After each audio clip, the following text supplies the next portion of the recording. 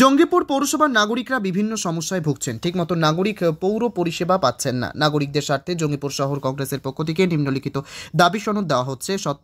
সত্তর ব্যবস্থা গ্রহণের জন্য অনুরোধ জানানো হচ্ছে।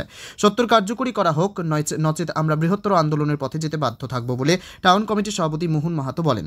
উপস্থিত ছিলেন রঘুনাথগঞ্জ 1 নম্বর ব্লক সভাপতি হামদুল শেখ, আইএনটিটিউসির জেলা নেতা অজয় চ্যাটার্জি, কবি মিয়া, মহিলা নেত্রী নুপুর রায় সহ টাউন নেতৃত্বরা।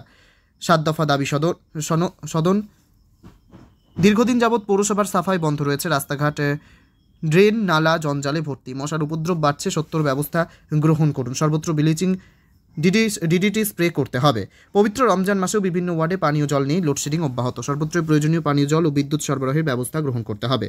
ফলমূল সহ বিভিন্ন জিনিসের দাম প্রতিদিন লাফিয়ে লাফিয়ে বাড়ছে। প্রশাসনিকভাবে কালোবাজারিদের হাত থেকে বাজার নিয়ন্ত্রণ করতে হবে। অমৃত প্রকল্পের কোটি কোটি টাকা তছরূপ হচ্ছে। উন্নয়নমূলক কাজের প্ল্যান এস্টিমেট নির্দিষ্ট কাজের এলাকায় ঝোলাতে হবে।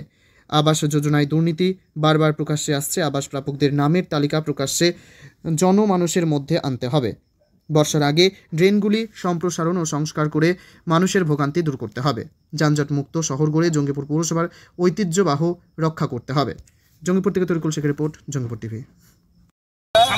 আজকে পৌরসভা জাতীয় কংগ্রেসের রঘুনাথগঞ্জ 1 নম্বর ব্লক কংগ্রেসের শহর কংগ্রেস পৌরসভার কাছে পরিচিতার কাছে এসেছিলাম। তাতে 7 দফা দাবি। আমরা দেখছি যে দীর্ঘদিন যাবৎ এই পৌরসভাতে প্রায় 15 দিন পার হয়ে যাচ্ছে, সাফাই হয়নি, হচ্ছে না, আজও হয়নি।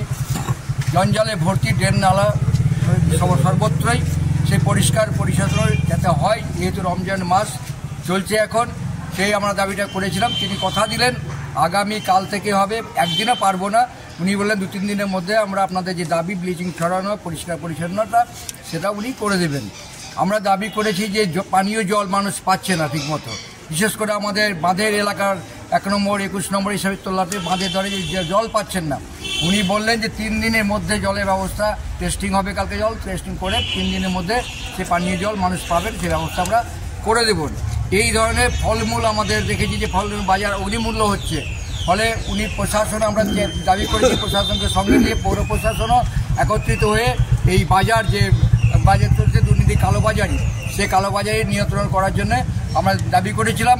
তিনি কথা দিয়েছেন যে কাল থেকে আমরা এসডিও হোককে হোক, ঐসিকে হোক, সবাইকে নিয়ে বাজারে নামবেন।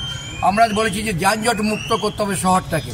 শহরে মানুষ পার হতে পারে না, বিশেষ করে ফুলতলা এলাকায় বিশেষ অ্যাম্বুলেন্স যেতে পারে না। এই সমস্ত এলাকায় যানজট নিয়ন্ত্রণ করতে হবে। উনি বললেন যে সেটাও আমাদের নজরে আছে, কাল থেকে আমরা নামবো। সমস্ত কিছু উনি আমাদের দাবিকে মেনে নিয়েছেন।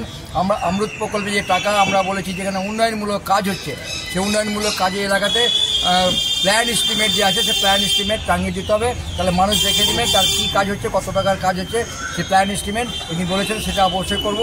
আবাস নিয়ে আমরা বলেছি, আবাস নিয়ে আপনাদের লোকেরা যে দুর্নীতির কথা তুলেছে, আবাসের তালিকা কোন মানুষ পেয়েছে তার তালিকাটা প্রকাশ্যে নিয়ে আসতে হবে। তো উনি বলেছেন এই মুহূর্তে আমরা কোনো অভিযোগ পাইনি, কিন্তু আমরা মিডিয়ার মাধ্যমে দেখেছি যে এই বিষয়ে বারবার অভিযোগ আমরা দেখতে পাচ্ছি যে আবাস নিয়ে দুর্নীতির কথা উঠছে। কিন্তু আমরা সেই তালিকাটা বলেছি জনমানুষের, সেই তালিকাটা নিয়ে আসা হোক। প্রাপকদের যে প্রাপকরা পেয়েছেন সেই প্রাপকদের তালিকা নিয়ে আসা হোক। এটা আমরা আমাদের রঘুনাথগঞ্জ 1 নম্বর ব্লকের সভাপতি আছেন, আমাদের আইনসি জেলা সভাপতি বাপিদা আছেন, সবাইকে নিয়ে আমরা 5 জনের আরাফতদা আছেন, 5 জনের প্রতিনিধি দল আমরা গিয়েছিলাম। সেখানে আমাদের দাবি, এই 7 দফা দাবি তিনি মেনে নিয়েছেন। আমরা আশা করি যে তিনি এই যা দাবি সেই আগামী কয়েকদিনের মধ্যে যাতে যদি না দেখতে পাই আমরা, তার রমজান মাসের পর আমরা বৃহত্তর আন্দোলনে নামতে বাধ্য হব। আপনার নাম? আমার নাম মোহন মাহাতো, রঘুনাথগঞ্জ 1 নম্বর ব্লকের এবং জঙ্গিপুর শহর কংগ্রেসের কাউন্সিলর।